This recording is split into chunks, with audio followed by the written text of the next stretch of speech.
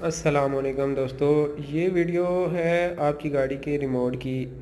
कि अगर आपकी गाड़ी का रिमोट गुम हो जाते, नई गाड़ी अगर आपने ख़रीदी है तो आपकी गाड़ी का रिमोट कहीं गुम गया है तो आप क्या कर सकते हैं, आपको क्या करना चाहिए।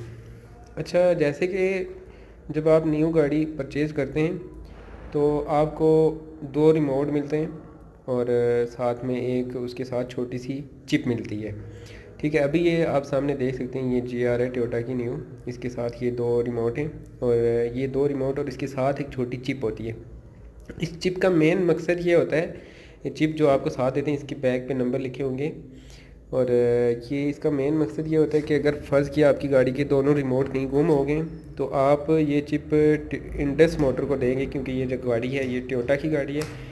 आप इंडस मोटर को देंगे। इसी तरह अगर आपकी सुजुकी की गाड़ी है आप सुजुकी मोटर को देंगे। मेन जो उनकी हेड ऑफिस होता है वहाँ पे आप उनको देंगे तो वो आपको इसी तरह की ब्रांड न्यू चाबी दे देंगे और इसी गाड़ी की प्रोग्रामिंग वगैरह उसमें सारी, आप कोई चीज़ कुछ भी कराने की ज़रूरत नहीं है, बस आपको न्यू चाबी मिल जाएगी।